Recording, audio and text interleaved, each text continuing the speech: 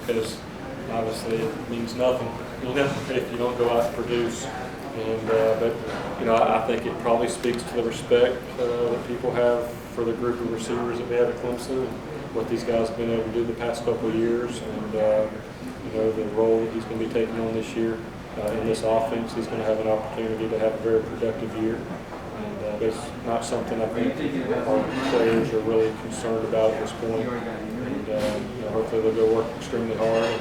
And if they do that, there'll be fair enough awards and accolades and stuff at the end. I think maybe because he redshirted last year, maybe Jamal Hopper's one of those guys that gets left out of the discussion a little bit among the fans and the media and things of that nature. What have you seen from him, really, I guess, since fall camp last year and coming up through, and how he's developed and how you think he's going to do so? I think Jamal is a very talented player. I think like a lot of young players, they have to, they've got to kind of get some experience and throw him out there. Obviously, he redshirted last year and saw some bright things from him this spring. Still not as consistent as we would like. And he's got a lot of things he's got to continue to work on. But hopefully through 29 practices of fall camp, he's going to definitely get some opportunities this fall, and how he handles those will obviously determine how much he's able to get out there and play. But he's a guy we have high expectations for, but has a lot to prove still. Trying to break the lineup with through rising juniors and the other dudes. He's got to work, he's got to earn it. And so we'll see. It's part of the process, and we definitely have big expectations from him. And the earlier that he buys into the hard work and the price that has to be paid, I think the earlier he'll be able to get out there and have success. Is he blocking taking it down key for him? I think it's a little bit of everything. There's so much that you throw at these guys, and he's just like a lot of young players. He's learning a little bit every day. Every time you get on the practice field, it's a learning experience. And obviously, blocking, just like it is with all of our other guys, is something that he's got to continue to work on. He's very good with the ball in his hands. Similar, obviously, very different player than DeAndre Hopkins, but Nuke was a guy that early on in his career was good with the ball in his hands and not real good when the ball was going somewhere else. And that's kind of where Jamon's been a little bit, and understanding that there's an assignment every play. Something that all young players have to kind of see and buy into, and that comes with experience and reps and being thrown into live game situations. These guys learn pretty fast. Jeff, Coach Morris has become one of those coordinators that has taken a specific system, and it's just really clicked over the last couple of years. What has it been like watching that transformation, with a successful quarterback and an offensive coordinator who's just done what he's done? I think Coach Morris has done an excellent job here at Clemson. We've been very fortunate to have some very talented players that showed up at the same time that he showed up with that system. It's kind of a perfect match, and we've been able to have a lot of success. But it's been fun to watch. College football is always changing. I obviously grew up around it my entire life, and always watched it. And there's always it evolves, offense and defense, cat and mouse back and forth. And so we're very fortunate to have Coach Morris here and running one of the top offenses in the country. And it's been great for me as a young coach to get experience and be able to learn from him and learn from seeing the offense here over the last couple of years and watching him install it. And I think our guys enjoy playing in that type of offense. They buy into it. They believe that it's one of the best offense systems in the country, and they've gone out and played that way here the last couple of years. You mentioned the perfect match. Was there a moment when you saw Taj and Chad, when you could see that this was doing something special for a few seasons? Yeah, I think it was pretty obvious that first fall. I believe the stretch that we had there, first year that Coach Morris was here, and it seemed like championship row there. 3 or 4 of those teams in a row, and those guys just going out and just kind of clicked. And once they started having success, all the players believed in it. Worked extremely hard. But there's no magical system or magical formula. It comes down to the guys executing, no matter what system you run. Our guys know that. They know it's not a some lucky rabbit's foot. It just works regardless of how well you execute. You have to execute for it to work, and the guys have bought into that and believe in it. Coach Morris has a great coaching style. He demands a lot of our players, but they're attracted to him and want to please and want to work hard because they've been able to see the benefit of doing that. Just as a group of receivers, is it reasonable to expect there not to be a drop-off after you lose a guy like Luke Hopkins? Well, I mean, I don't think we're going to miss Luke Hopkins. There's no question about it. It's just a matter of, I don't think one person's going to step in and immediately beat Luke Hopkins. And, but I think it's going to be a cumulative effect. And I feel like we've got multiple guys that have paid their dues and spent a lot of time getting ready for their opportunity.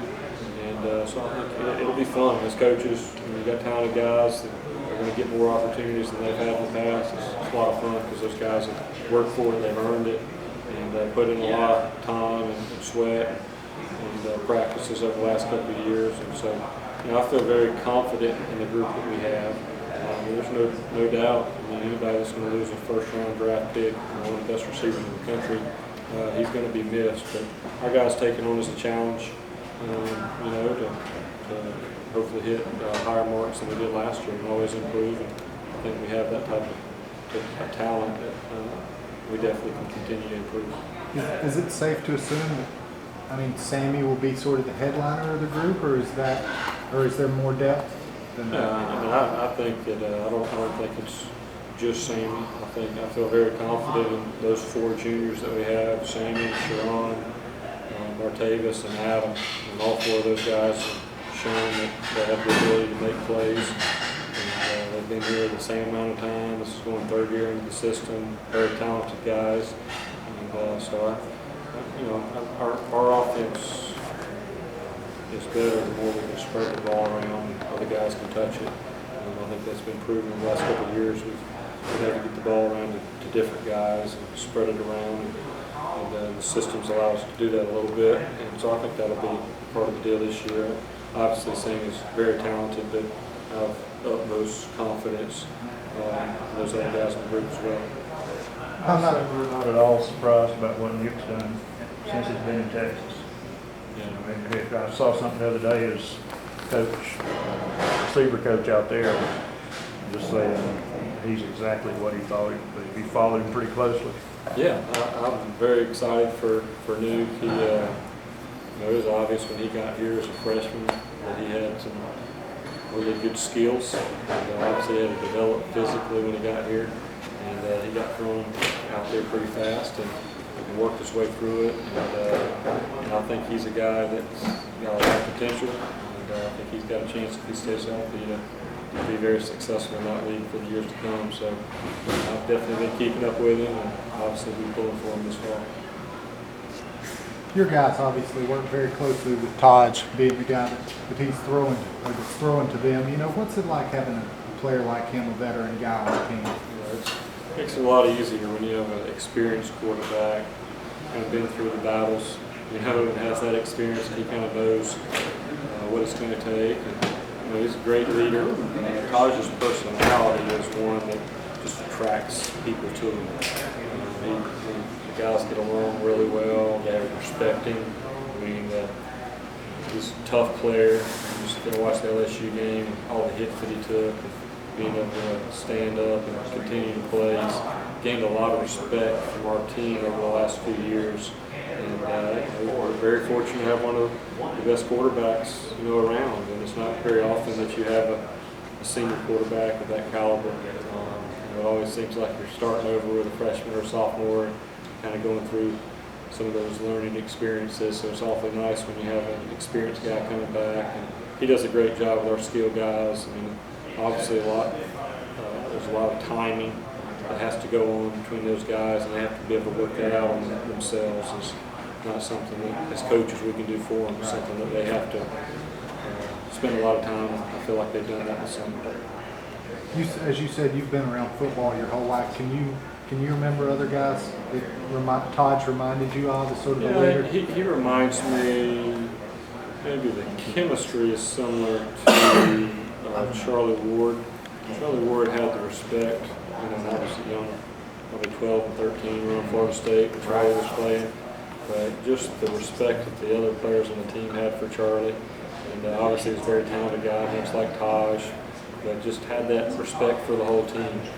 And worked extremely hard, and was one of the top players, obviously, at that time. I feel like Taj is in the same situation now.